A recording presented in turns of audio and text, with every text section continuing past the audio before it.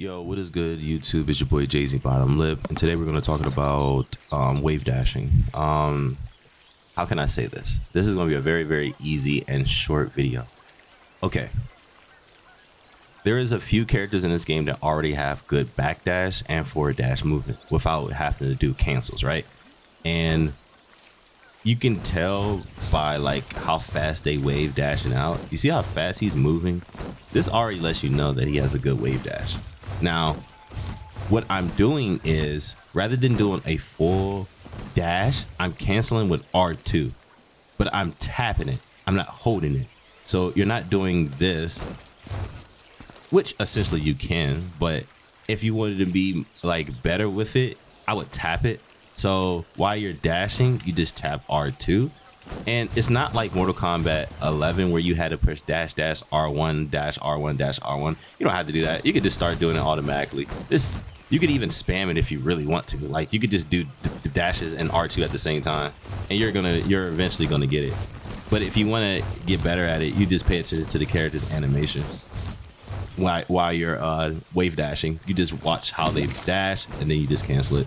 And then on top of that, it becomes a muscle memory thing that you just learn as you go. That's really about it. I also wanted to show you Johnny's. Johnny has a good movement too.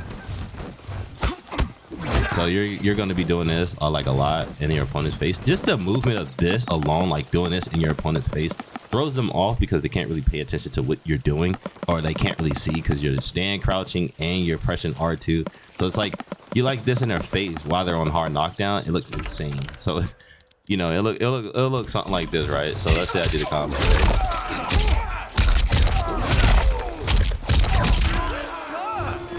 And then I go right back into buttons. You know, so it's really strong in that sense. But I also wanted to show you a character that doesn't necessarily have good wave dash. And then I'm also going to show you when you are doing it correctly, because you can do it. You can also see it when you're doing it correctly. And I'm gonna use Quan Chi for the example, and then I'm gonna use a character that doesn't have a good wave dash. Who doesn't have a good wave dash? Who doesn't have a good wave dash? I feel like a lot of characters have good wave dashes. Do you think Reiko has a good wave dash? Reiko. Let's see. Kung Lao, Scorpion, Ying Fortress. Let's see, because he does not deserve a good wave dash. All this zoning he does in the command grab, like he don't need that. He has a good wave dash. His is okay though. It could be better. Yeah, I guess this is like a mediocre kind of wave dash. But this is what it looks like when you're just playing like a character who's okay with wave dashing. It's still pretty insufficient, but it's still pretty hard to use. But you're not gonna be using his wave dash a lot, except for like waving in and out. So this is one thing you want to learn, is waving in and out. So like this right here is really good, because I'm baiting them to press a button, and then when I get close to them, they're gonna think they can press. But since I didn't press a button, and plus I'm playing footsie games with them, I know what range they can and can't hit me in. So I'm playing around it.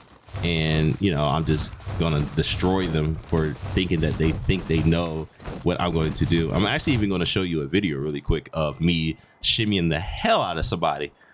Give me one. So this is a good example of why you should learn how to wave dash, because it creates mind games that your opponent don't know how to do it. And I'm about to show you right now.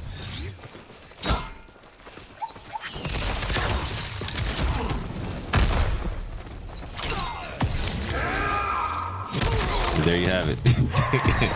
You die for thinking that a grab's gonna come. That's something that you will learn as you go.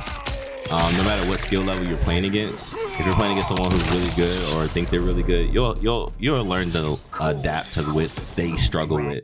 Also, here's another video of what shimmying looks like, especially when you utilize it correctly. It creates so many mind games. Also, it makes your opponent want to sit there and figure out what the hell and why is he doing this to me. So check it out.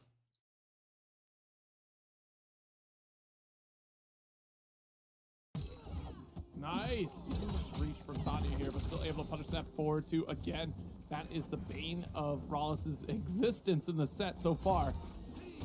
Check out the wave dash. All night long. Good job not jumping there. You do not want to get walked in on. Striker's gone. So this is a big opportunity to try and zone or poke, and that's exactly what he's going to do. Armored up, nice. Yeah, that's going to be another small grip here with the knockdown.